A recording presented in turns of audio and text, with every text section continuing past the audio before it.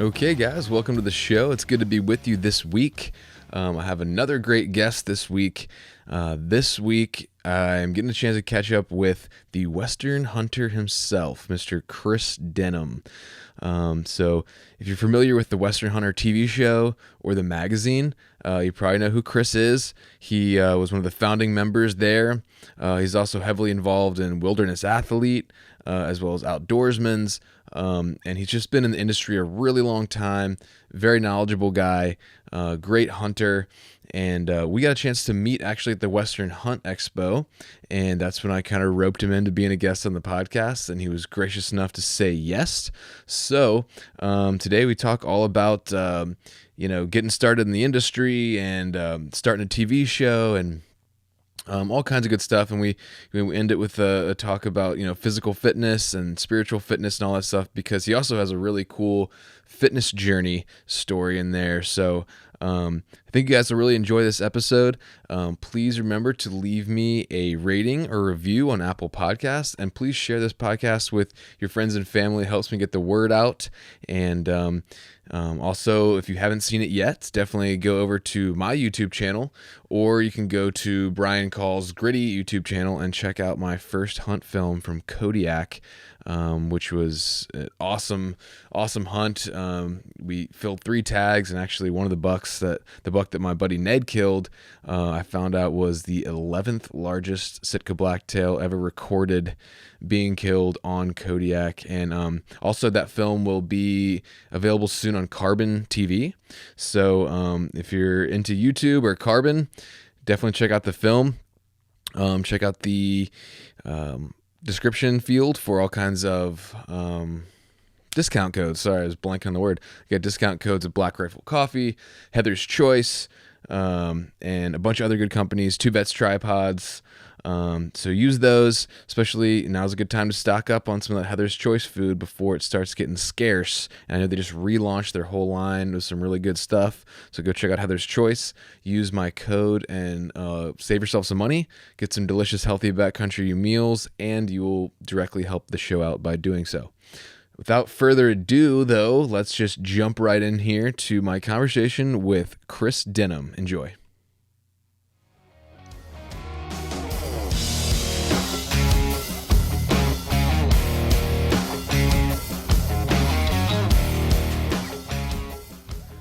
All right, so I'm here today with my guest, Chris Denham. How you doing, man?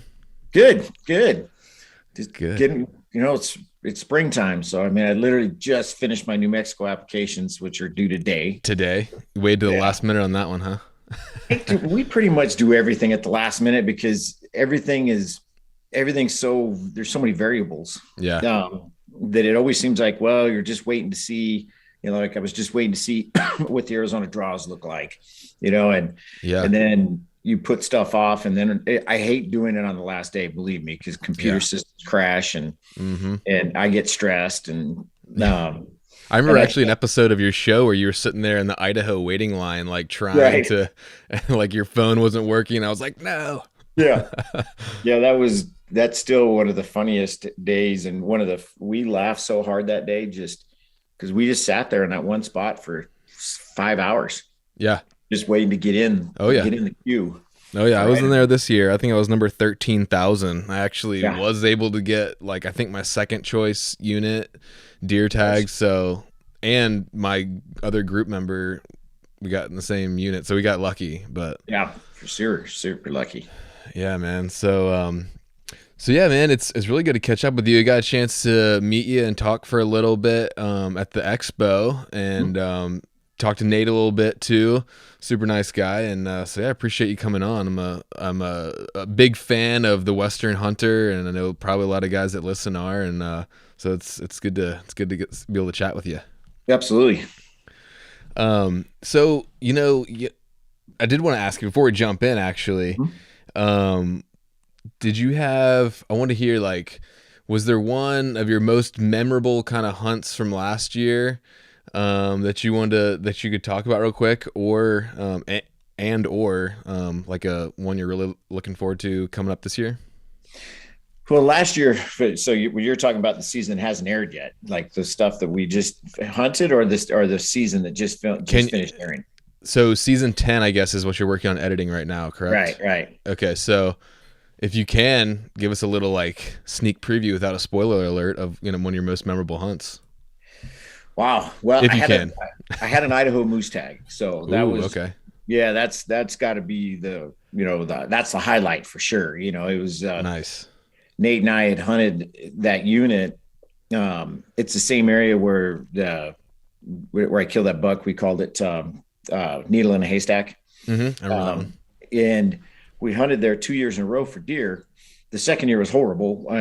First year was horrible until it wasn't.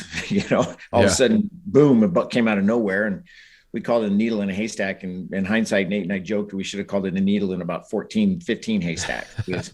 Yeah. We didn't realize until now how lucky we really were. I mean, how few quality bucks are, how many few deer there is in that area. But the good news is after 2 years of hunting there, we'd seen moose almost every day. I mean, bull moose pretty much every day. And bulls, we looked at and go, wow, I'd shoot that bull, Yeah. So just on a whim, because it had the over-the-counter deer tag, it was like, well, let's try moose. So first time I ever put in for moose, and we drew it, and I drew the tag. So I was super, super lucky. That's crazy. That was my next question. How many years did you apply in a row? But just got lucky on the first one. That was it. That's the crazy. beauty of Idaho. No bonus points, and the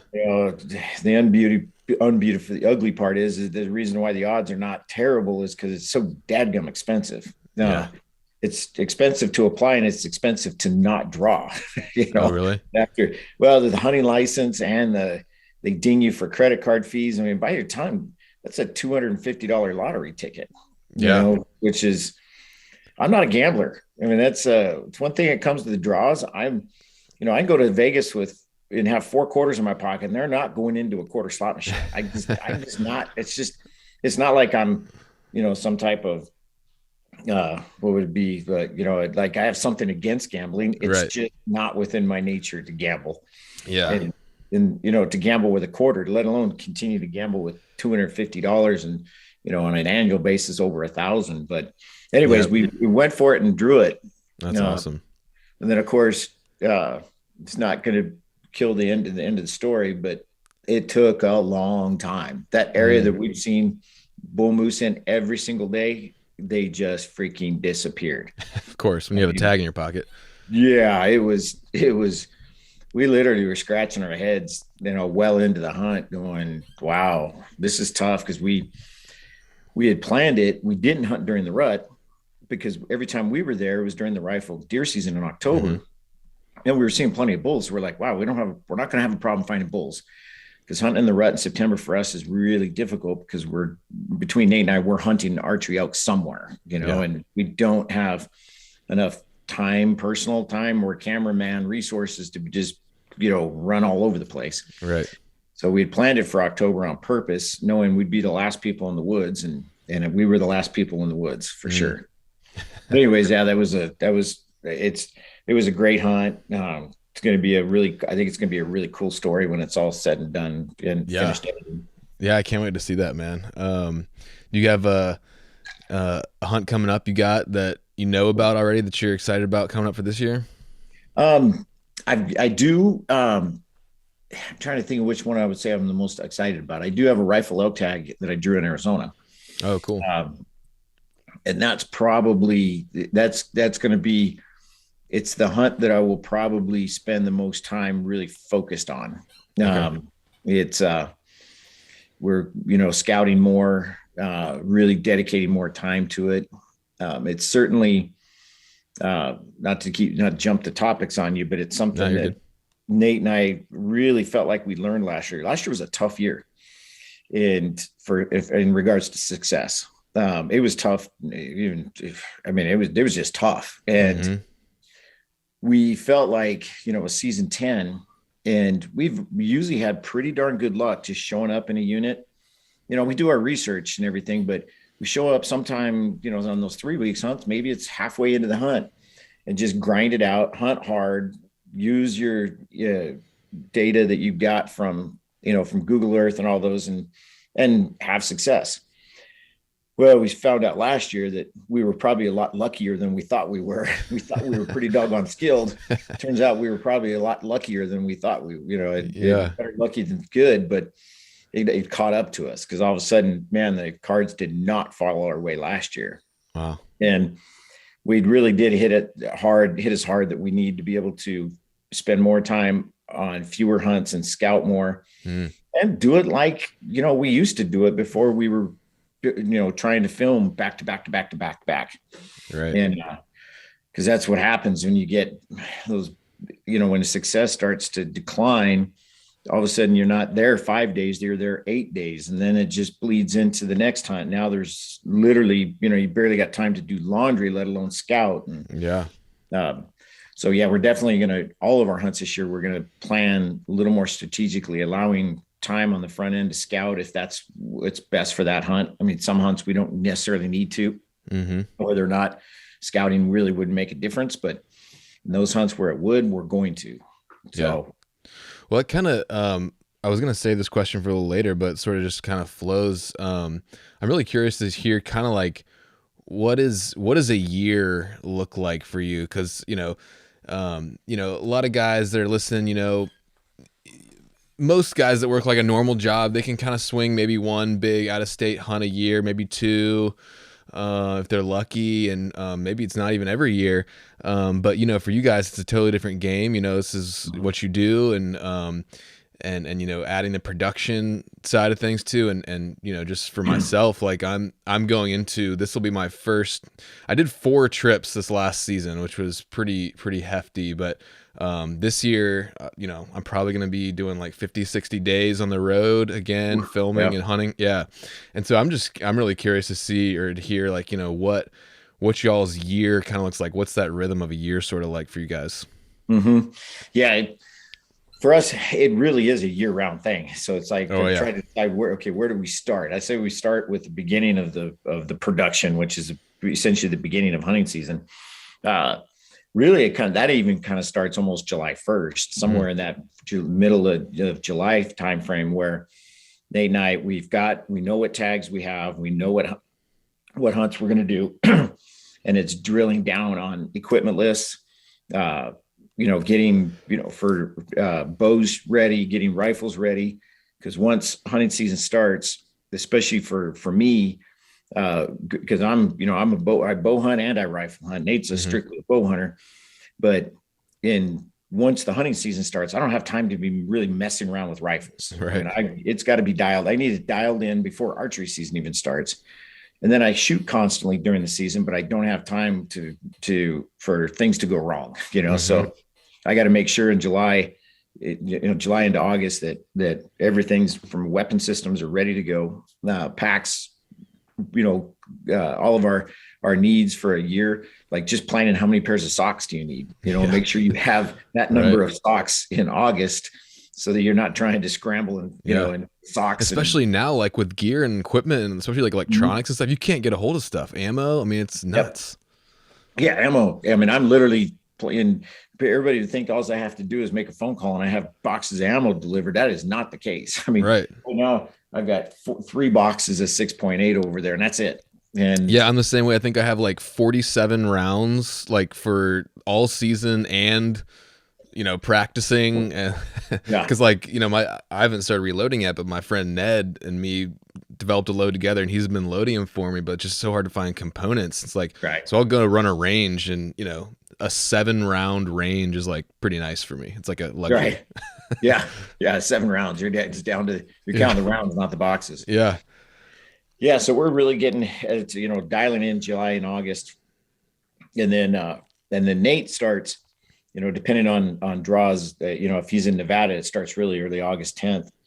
And Nate, that's really when Nate's season gets started. Mine's still dragging into, I don't usually get started hot and heavy until September, unless I draw an August archery deer tag. I'm still hoping I might draw a Utah deer tag this year. Nice.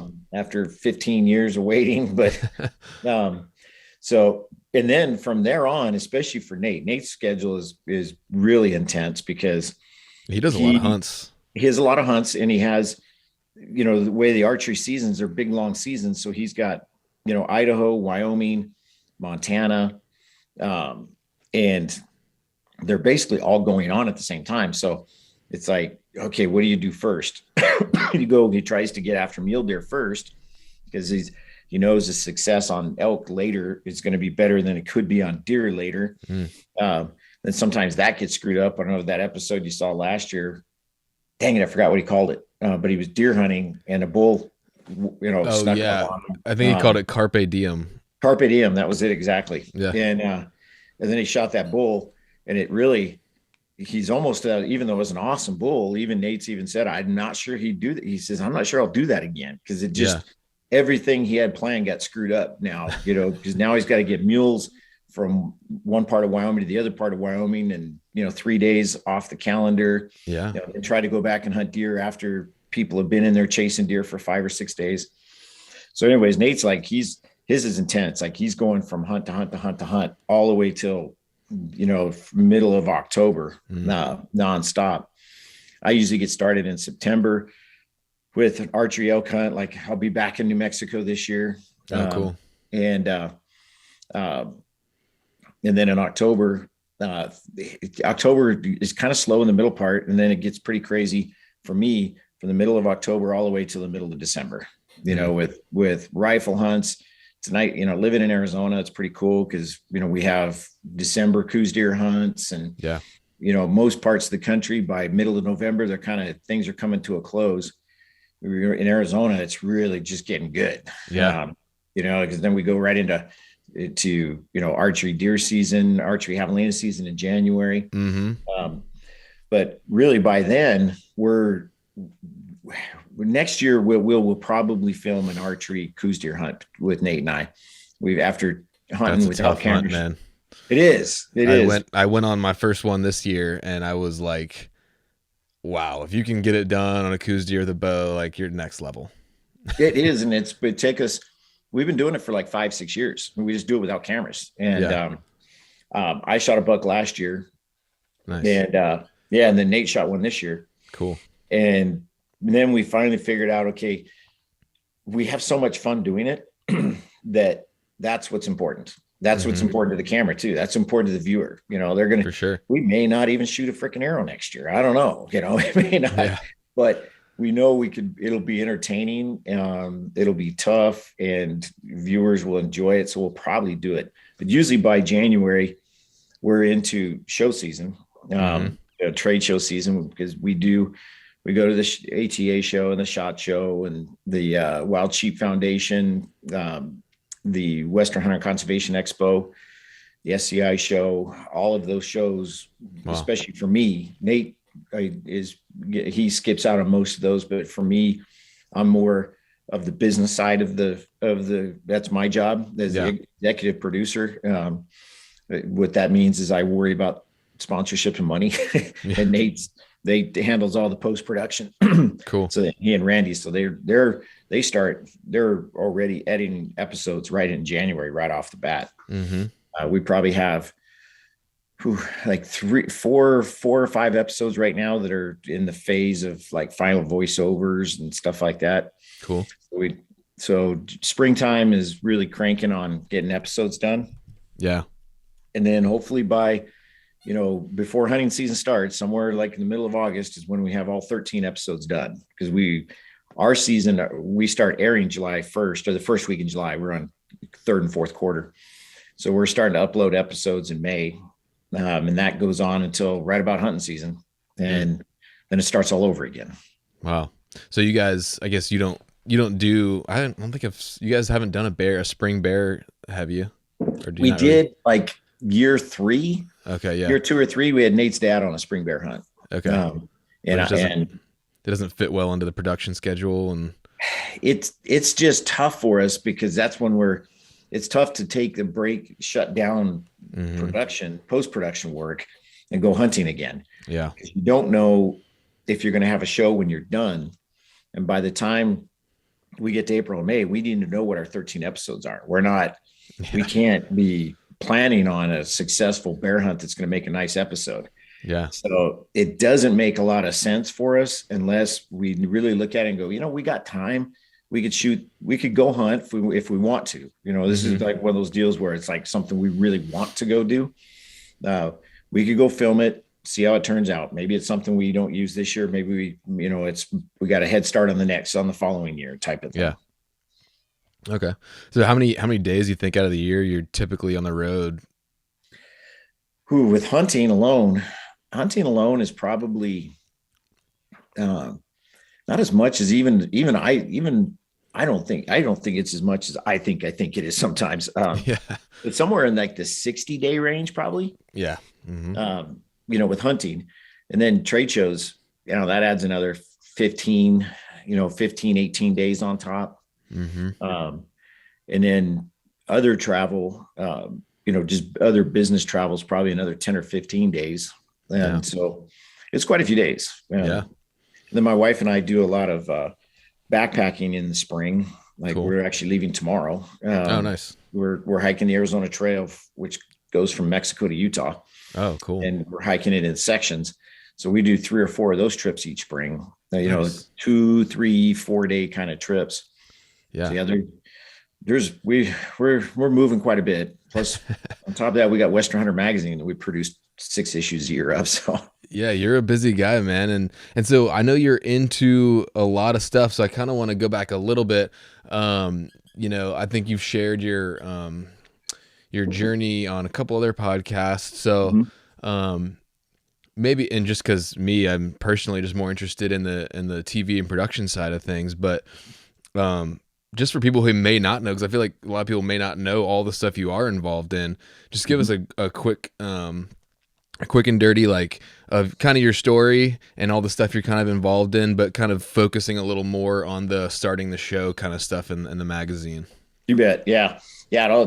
I got started in this business by, and I know I've said it on the podcast, but I still think it's interesting that people say, how did you get to where you are? And I said, there really was no plan. This was not this well thought out life plan. This was every move I made to where I am now was out of pure necessity.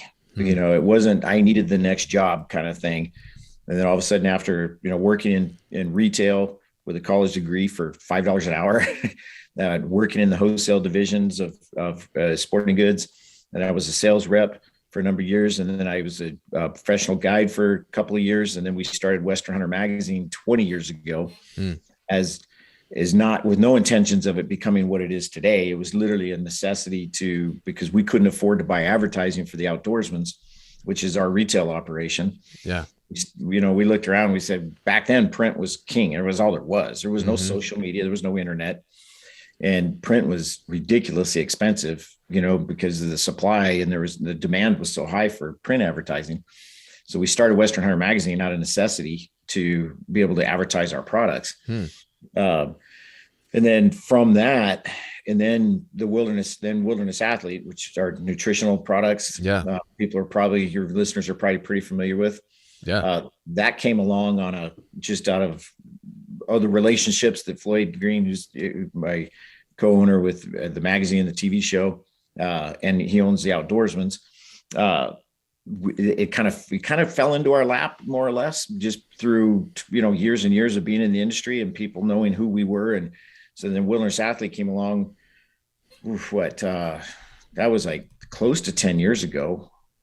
Yeah, no, it was more than 10 years ago. It's crazy. It seems like it's probably 12 years ago now. Yeah. And then, so we had Wilderness Athlete, we had the Outdoorsman's, we had Western Hunter magazine. And then, Ryan Hatfield, who was my editor of the magazine at the time, he called me and says, "Hey, I think we need to start a TV show." And I told him I thought that was the dumbest idea I'd ever heard. I mean, literally, I was like, had no interest whatsoever. I was at the phase a lot of people are. I was just burned out on looking at outdoor TV. It just wasn't interesting to me at all. But then Nate, after he left Eastman's and went out on his own, Nate and I met at the ATA show a year or so after that. And he kind of pitched an idea to me, and I was like, it's got merit. And the funny thing is his whole idea was, let's just film hunts the way we do them. Yeah. He says, nobody's actually doing that. Nobody's filming hunts that basically everybody else is doing as well. I mean, when people, if you see us in the field hunting, you wouldn't, if you didn't recognize us, you wouldn't think we're anybody different than anybody else out there hunting. Right. We're on public land, doing it ourselves, setting up our own tents, cooking our own food, packing our own trucks, packing out our own meat. Yeah. He said nobody was really doing that. And I was like, well, let's give it a shot. And then, so we built a trailer and the premiere episode. And I was like, dang, this could work. This could be interesting. So we gave it a 1-year experiment. And honestly, after the first episode, I was like, wow, people really, it just resonated with people, that we're just basically regular guys for the most part, just doing it the way they do it. Right. And that was 10 years ago. Yeah. Yeah. It's such a good show. Like, and going back to the wilderness athlete thing, like I used Altitude Advantage this year, which I think helped me out in New Mexico. And I still love the Arizona Peach Hydrate and Recover. So yeah, shout out to those. But yeah, man, that's so cool. I mean, do you think there's anything you would have when you started this journey of the TV shows, is there anything you would have done different, or things you'd wish you'd done differently, or anything like that, or mistakes you made? Yeah, for sure. With the TV show, not necessarily, because honestly, we got started in the post glory days. The glory days of outdoor TV were like 5 to 7 years before we started, when it was relatively new. And there was, maybe 20 to 30 shows out there. And really, like, signing up sponsors back then was pretty dang easy. This is really before social media too. Right. But what's happened since we launched is social media is taken, is huge now. Email marketing is huge. So all the companies out there, including Wilderness Athlete and the Outdoorsman's, we have demands on our marketing budgets from 4 and 5 different directions. Whereas 15 years ago, there was 2. There was print, there was TV. That was it. Those are, if you weren't, as a marketer, a marketing director, those are the 2 choices you made. Do I go to print? Do I go to TV? If I go both, what's the percentage I'm going to allocate to either one? Yeah. And you can only do so much. Whereas now with social media and all of the other marketing channels out there, there's just a lot more demand on marketing budgets, which draws down the budget that's available to us, to anybody else new getting into the business, which is making it really tough for people to get in, because it's really, really tough to make a living doing it. Yeah. It's not, you're going to the old business model of lose money for 5 years before you start making money. That's actually true nowadays with TV. If you're really going to be tapping into your own credit cards and, and doing, money's coming out of your own pocket in order to get it started. Whereas, like I said, 15 years ago, it was quite a bit easier to sign up sponsors and get going right away. Yeah. So and the only other mistake I really feel like I've made, like from a business perspective, and I was just looking at, is I started an application service about 15 years ago or so. And after 4 or 5 years, it was so stressful. I mean, you can imagine, how all of you guys are just, you stress out about your own applications. Yeah. Then you're going to do it for somebody else. And first of all, you got to read their mind to some degree about what they really want to do. And there's lots of conversations. And then the fear of making a mistake just terrified me. And instead of finding people that could help me develop systems so that we could alleviate that stress, because it would have been a really good business. It was back then there was only 2 or 3 people in the business. Now there's bazillions. Yeah. I wish in hindsight, I think I wish I would have stuck with that a little bit harder and dedicated myself to it. Just got over the fear, is fear is a terrible motivator. And I never did get over it. And I didn't take the steps I probably should have to alleviate that, or find the people who could handle it. Yeah. That would be a tough business, man. Like I said, it's like just enough doing it yourself, trying to get all this stuff and stay on top of deadlines and all the different rules and stuff. And, but that's interesting. You're talking about the change of the industry, and now it's like, So I think the Western Hunter is maybe, in my opinion, the best like traditional TV show, hunting show there is. Like I love y'all's show. But like there's this like move of, I mean, a lot of people are consuming their outdoor content like on YouTube now, and all these different services. And like even with your show, like I watched it on Amazon Prime. So people are going that way. Stuff's going digital. What do you think about that whole shift from traditional TV model into digital? And are you guys planning on wading into that at all, or what's y'all's kind of take on that? Really, at this point, we've kind of jumped in early on here with MOTV. So is My Outdoor TV is owned by the network, by the Sportsman Channel, Outdoor Channel. And I think that's who I watch it on through Prime, I think. Exactly. Yeah. If you hit that microphone button on your Amazon Prime thing and say Western Hunter, it's manned up at MOTV. It could go through Prime, could go through Fire, all the different places, but you'll end up on MOTV. Yeah. And so it's been, and it's in this last 2 years, it's really taken off. I mean, we're getting about 25 to 30% of our linear TV views, which is linear TV is just what you watch when you sit down and plop on the TV. They call that linear TV. It took me like 3 years to figure that out, but that's what that means. So we're getting about 25 to 30% of that, which is really good. Yeah. We'll be over 1 million views probably next year on that. Wow. Which honestly, that's where I'd love to see more, at least quality outdoor TV go that direction, because it's a pay to view kind of concept. So you don't, the only thing I don't like about YouTube is it's free. Yeah. And it's free for anti-hunters too. Yeah. It's free to the non-hunting public. And there's a lot of, we all know there's a lot of garbage out there, and it's, unfortunately, we're delivering a little too much ammo to the enemy with a lot of the stuff that's on YouTube. And YouTube, certainly they've already started rules about monetizing hunting shows on YouTube.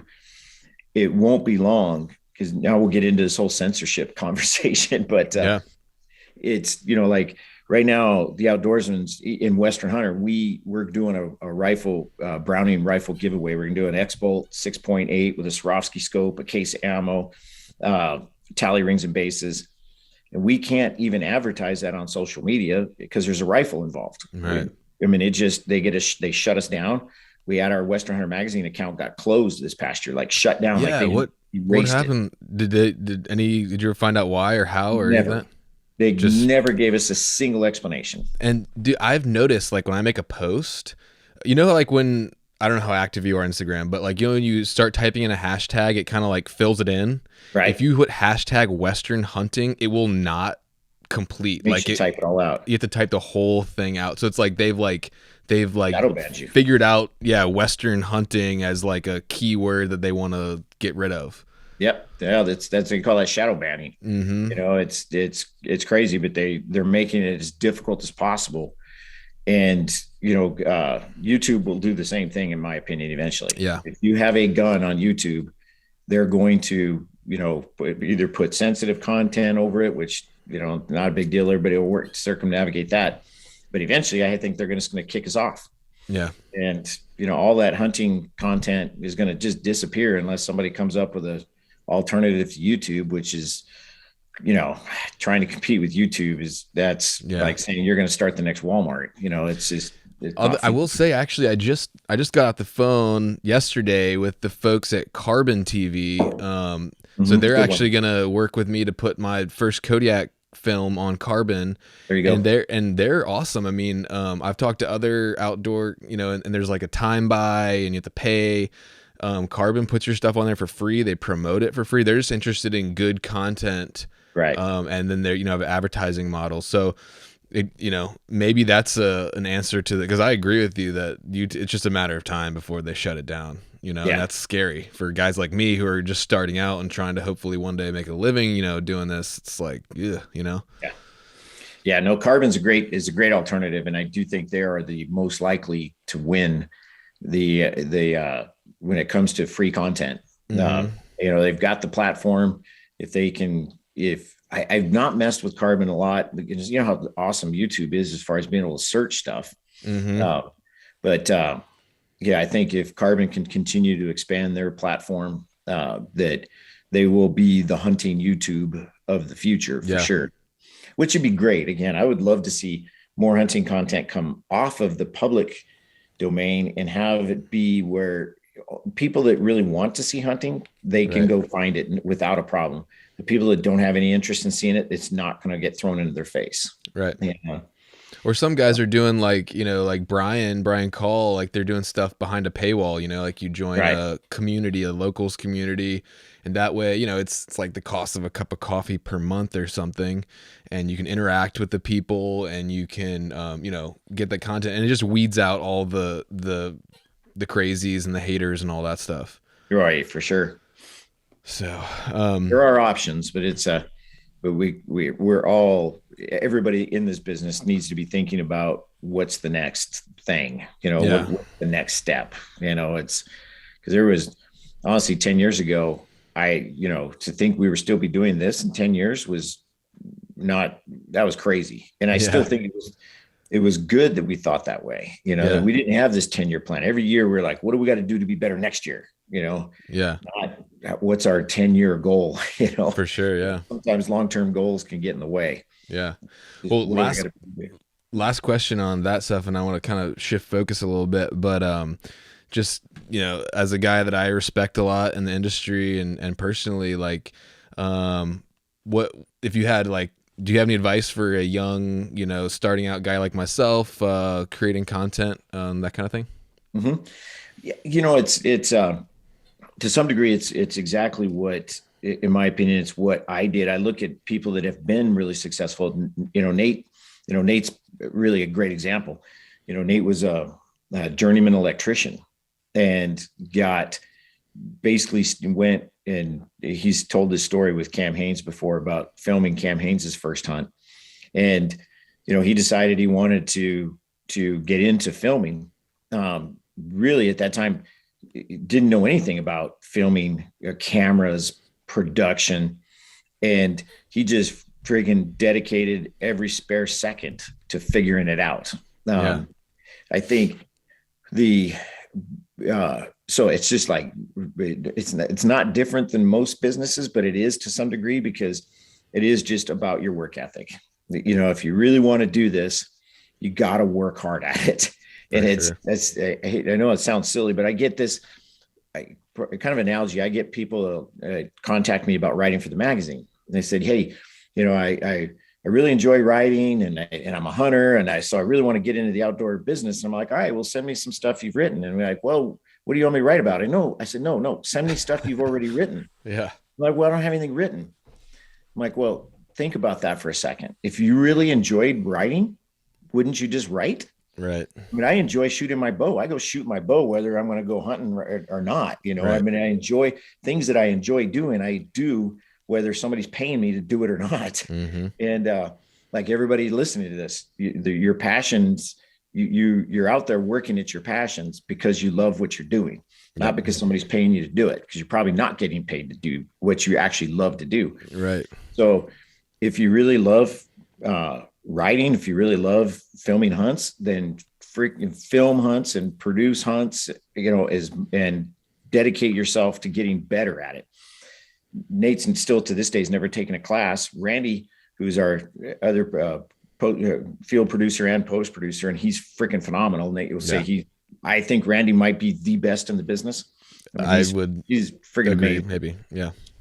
And he's great. Yeah. And he went to school. He did go to a broadcasting school, but he learned how to stand there and film a news thing, with one of those big old cameras and edit. Totally different. Yeah. Yeah. Totally different. What he's doing now, what he learned in college has very little to do with what he's doing now. Mm-hmm.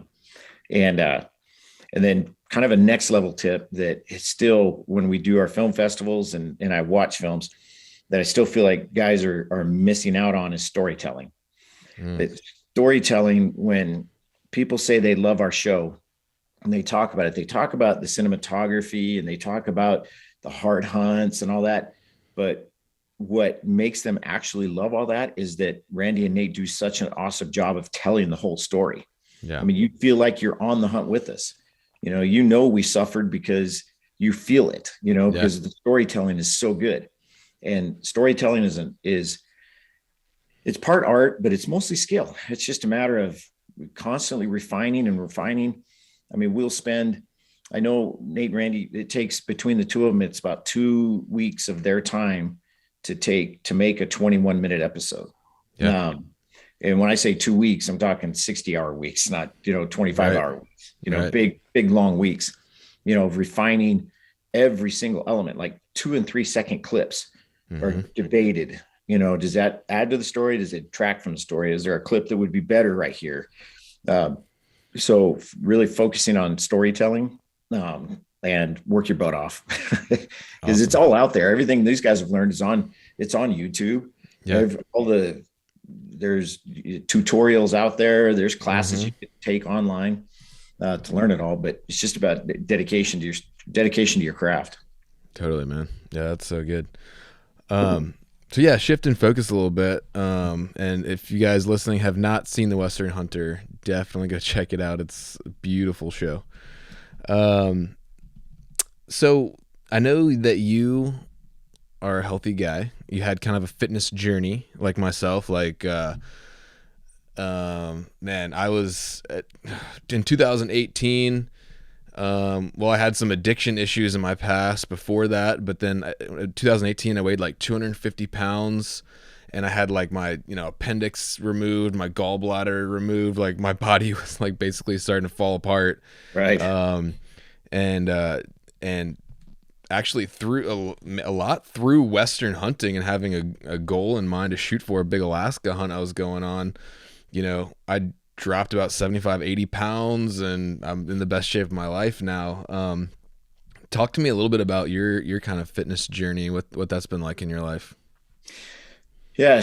I grew up, an athlete, in high school, played football, played basketball, played baseball, did all that stuff, went to college and what's interesting to me too, is that my wife's a physician. So we got married before medical school. So we survived all of that, but we've always been very conscious of what we ate and how we ate.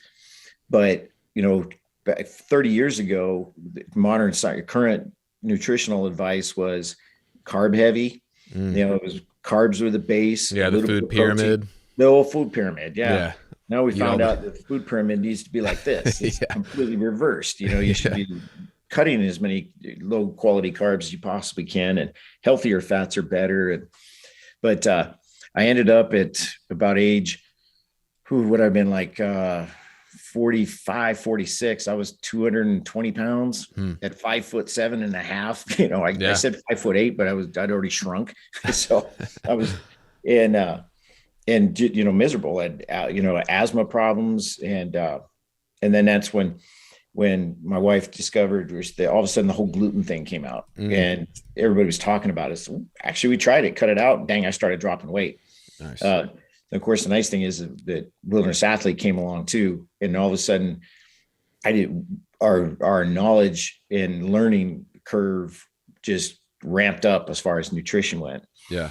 And, but to your point, to your point about your Alaska trip, I felt like the thing that really transitioned things for me, two things. First was the TV show.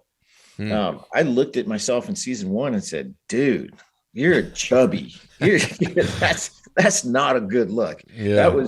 It was seriously motivating, and a little bit of ego, but I was like, and I watched episodes that Nate was on, and I'm like, holy crap, there's no way in heck I could do that. I can't do that. I was like, no, I actually need to be able to do that.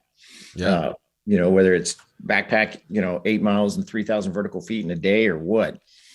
But the second big motivators for me was some friends of mine actually started doing the rim to rim to rim in the Grand Canyon, where you start on the south rim at midnight, you hike to the north rim, you turn around and go back. That sounds crazy, man. 47 and a half miles and 12,500 vertical feet up and down. So about 25,000 total vertical feet. And wow. And I saw the guys that did it. And these are guys I'd known for 10 or 15 years prior to that. And then all of a sudden I see them. We hadn't seen each other in a year or two. And I run into my buddy, Dave Martin. And I'm like, dude, what happened to you? You know, he just looked trim. He looked healthy. He looked fast. He looked strong. And he told me about it. I was like, I want to do that. And it took me 2 to 3 years to do my first one. But now I've done it 8 times. I'll do it 9 times at the end of April this coming. But that's an accomplishment. Yeah. And it's to your Alaska trip. They're having that why, having something that you look at and go, there is no way I have to change almost everything I'm doing in order to be able to accomplish that. 100%. And the nice thing was that happens in late April for us. So by then, then I'm doing really good. Now I only got 3 months to hunting season, you know, so now it's just like focus on building some leg strength and a little bit more endurance and, you know, nailing gear down. But having a why in your life that really drives you, I think it's critical for me. And everybody's a little bit different, but that's critical for me. Yeah. 100%. I'm the same way. And you got to have, so I was the same way too. Like I was embarrassed to take my shirt off in front of my own wife. And also, my buddy reached out about going to Alaska after I picked up this shed behind me, and he's ex-Navy Special Warfare, and he was kind of selling me on the trip, like, oh, you know, it won't be that bad. But then I looked at like what we're actually doing and like carrying, you know, like a week with our food and all my stuff, and I was like, this is going to be tough. Like, and it was a goal that I really wanted to do, you know? And so I think having that goal, and sometimes I feel like fitness goals, people put in stuff that's like, it's a goal, but it's almost like they're dreading it. You know what I mean? Right. So it's got to be like a goal that you actually are excited about. And then it feels good to like work towards that. Not like, you know what I mean? So everybody's got them different. And, you know, if you consider yourself like a competitive person, finding competitions that you can get involved in, like Spartan races. I mean, an awesome one was Train to Hunt when Kenton first started that. I mean, I loved doing that. The community there was phenomenal. And it definitely inspired you to get out there and work hard between events. When I went on my Doll sheep hunt in Alaska, it was kind of a last minute thing. I literally had like 5 weeks notice to go on an incredibly difficult backpack hunt. But is that the one that you did the show about? Yeah, exactly. Nice. Cool. But the cool thing was I was really determined that year to do well at the Train to Hunt Nationals. Yeah. So I was training hard, you know, sandbags and really training hard for that. And then this hunt came up, and that became my Train to Hunt Nationals because it was right on top of Nationals. But, you know, that spirit of competition there really inspired me to keep training hard. And still to this day, I mean, I do CrossFit as well. Oh, okay. And I love that because, again, I love that because I show up at the gym and there's a coach there and he's telling me what to do, and it's going to be hard. Yeah. And there's other people there with me to, you know, pushing me on. Yeah. And, it's just finding that thing that really drives you and inspires you. Yeah. And I really do recommend CrossFit. It gets a bad name with some people because I don't know. I think people that bitch about it are the people that really just don't want to work that hard. You know, it is hard. Yeah. But man, talk about taking you to next level fitness, it'll get it done. Yeah, for sure, man. So yeah, I have, you know, motivating me now this year and same with last year is like, you know, like last year I filmed for Dan Staten for like 9 days in New Mexico. I was like, all right, I got to keep up with this dude. That's what's like motivating Good me. luck. Now it's like, I got to keep up with Lampers this year and Brian Call and all these guys. So, but I do CrossFit too, man. That was a game changer for me as well. Like you said, cause I kind of fell into that, like, that rut of like, just like go to the gym and just kind of like do some bicep curls and some bench, like maybe jog a mile and go home. But yeah, when you have someone like programming you, And you can't just like wimp out because like you're in a room with other people and everyone's doing it together. That was a huge game changer for me. And then I feel like combining that like super high intensity kind of almost sprint combined with strength training, and then peppering in like training hikes, which for me I got to go like intentionally find elevation because I live on a pancake.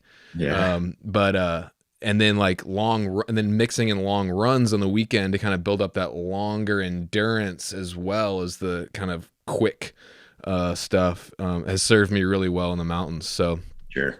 Did you do the open this year? Yep. Nice. Yeah. That 22.3 was a killer, wasn't it? It was. And it was, I actually, it's the one I did the best on. I kind of fell apart on the first one. Those wall walks crushed me this year. So I did that one. I did that one in Utah. Like I said, I live at sea level. So I did that one at like 6,000 feet. And like, after the third round, I was like, I can tell that I'm in elevation. Yeah. We go to Utah. I go to Utah a couple of times a year. We print our magazine up there and I'll do a drop in up there at those gyms. And I don't know why it takes me halfway through the workout to realize why I feel like I'm about to die. Yeah. It's real. Elevation. Yeah, I live at about 1,300 feet. I have hills here, so that's a good start, but it's still low elevation. Yeah. To train like on like hills, literally what I have to do is there's a city park about 30 minutes from my house that's a reclaimed garbage dump that's like 70 feet high. That's the only. I have to just go up and down like 10 times with the pack. Yeah. Because I live like do what you got to do. Yeah, I live like 4 hours from any mountains or 3 hours. So, but anyway, man. So last thing I kind of wanted to ask you about, just something that I feel like a lot of people don't necessarily think about too much. There's a lot of talk about the mind-body connection, and you're a healthy guy, and fitness is important to you.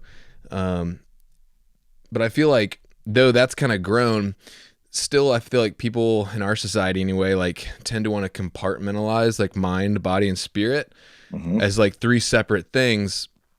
Whereas I look at it as we're really triune beings. We are mind, body, and spirit, and they're very much more intertwined than we may think.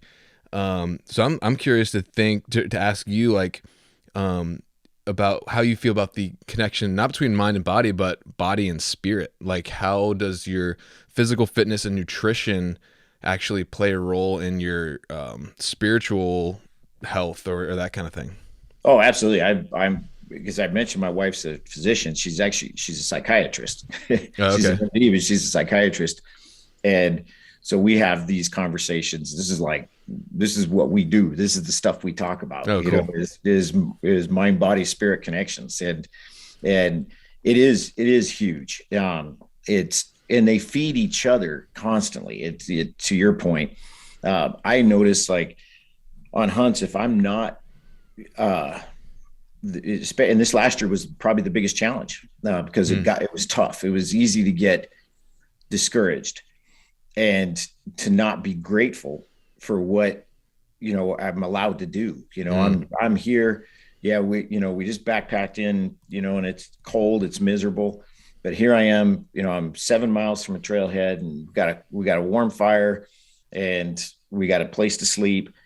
And yeah, I'm not seeing as many deer as I like, but showing that the process of gratitude. Oh yeah. Gratitude. And how important that is to my ability to get up the next day and work hard. It's and that's the other thing that's nice about going to the gym every single morning is you get to analyze, why didn't I do well today? Why didn't I feel good? And then you start to realize, yeah, surely nutrition and rest, all that stuff, and sleep is a big deal, but it's about my attitude. It's like that mind, body, spirit connection again. It's like, I didn't take the time to train, get them all in sync, before I showed up to the gym.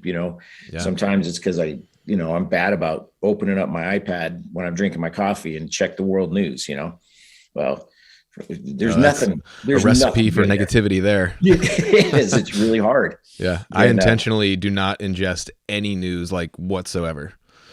Zero. Yeah. Yeah.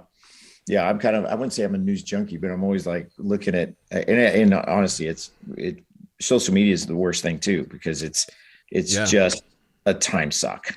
Yeah, and totally. Really, that would get us off on a whole nother subject about what social media is doing to not just to hunting, but to our society and your personal growth as a human being. It's not good. It's not additive. That's for sure. It's a subtracting component to life. Yeah. But yeah, it's a powerful thing. And again, it's that gratitude is and just recognizing the creation around you. I mean, I think that's another thing that people love about our show is we always have, some bird doing something, like a bee or a hummingbird or something. Bees and we do that because we actually see it, we appreciate it. We're looking at it going, how cool is that? That Randy and I were in Mexico and we found this line of ants, these big red ants. And we're supposed to be Coos Deer hunting, make a TV show. Instead, we're tracking these ants, trying to figure out what the heck are they doing? This is fascinating, just appreciating the creation around you. Right. But that like sense of wonder and appreciation is what ultimately leads to quality content. You know what I mean? Mm-hmm. So you can't lose that. Yeah, absolutely. So do you do anything intentionally? Everyone talks a lot about nutrition and stuff like that. And it's crazy. We're talking about the connection. I mean, like even something like the amount and the health of the microorganisms in your gut actually play a part in like your mental health. But do you do anything to give yourself like spiritual nutrition or any practices that you do to feed your spirit? Certainly, I do a lot of reading, and I don't read. I mean, I look at hunting magazines, but I don't actually read them. I just look at them, and that's why we call it horn porn. But I read a lot of, Jordan Peterson. Like right now, I'm reading To Kill a Mockingbird, reading material that actually does inspire and make your brain think about things on a different level, and so and then meditation is still, I do seriously try to just relax my brain and, different, everybody's meditation is so different for everybody, but just accepting the fact that there's things you need to do to calm your spirit down a bit. Now when I'm hiking, I used to listen to podcasts when I was hiking and all that and actually now I've gotten almost away from that completely. So like when I'm trail hiking, getting ready for the canyon, I do it with no headphones on and just be able to just absorb things around me, let my brain relax and go where it wants to go, and I know it might sound really kind of mystical to people, but it is. I mean, we're so bombarded by content. Sometimes you just need to like not listen or watch something. Right. Your content, the stuff that you're creating in your head is what's actually the most important. Yeah. Ingesting everybody else's content, in my opinion, can stifle your own personal growth at times, unless for sure, unless you fine tune that so that there's some amazing content out there on podcasts. So I'm not getting dogging on podcasts at all, but just it does stifle your own creativity at times if you're not careful. So yeah, absolutely, man. So yeah, this has been a really cool conversation. I know you're a busy guy, you got stuff to do, so I don't want to hold you for too much longer, man, but I appreciate your time. And just where can people find the show and that kind of stuff if they want to see the show? Yeah. So we have through the magazine, we have what we call a super subscription, which is for $39.95, you get the full year of the magazine, 6 issues of the magazine, and full access to all 9 seasons of the TV show. That's a good deal. And you can literally watch it right through our website. Oh, nice. I wish I had known about that. I might have done that. Yeah. It's a great way to get all of our content in one place. Yeah. We're on MOTV, as I mentioned, and MOTV is available as an app through your computer, through your phone. It's on Amazon Prime. It's on Fire, and Roku, all the different platforms you can find MOTV. It's My Outdoor TV. Yeah. Sometimes it's just MOTV, but My Outdoor TV. Then we're on the Sportsman channel, but again, we're on our linear stuff. We're on Q3 and Q4. So starting early July through the end of December. And we're on Monday nights is our premiere airing on the Sportsman channel. Cool. But we air like 4 times a week. Each episode airs about 4 times a week. So you can find us there as well. But it's the website, it's westernhunter.net. And you can get everything through that. We do have social media, Instagram. We have Western Hunter Magazine now, which used to be Western Hunter Mag until they shut it down. So we started a new one. And then we have the Western Hunter on Instagram, and the same with Facebook. Cool. Well, yeah, guys, again, if you have not, you definitely need to go check out the Western Hunter. Great magazine, but if you like outdoor video, film content, it is absolutely one of the best out there. So definitely go check it out. And Chris, thanks again, man. I really appreciate your time today. It's been great talking. Thank you. It was fun. Yeah, thanks. All right.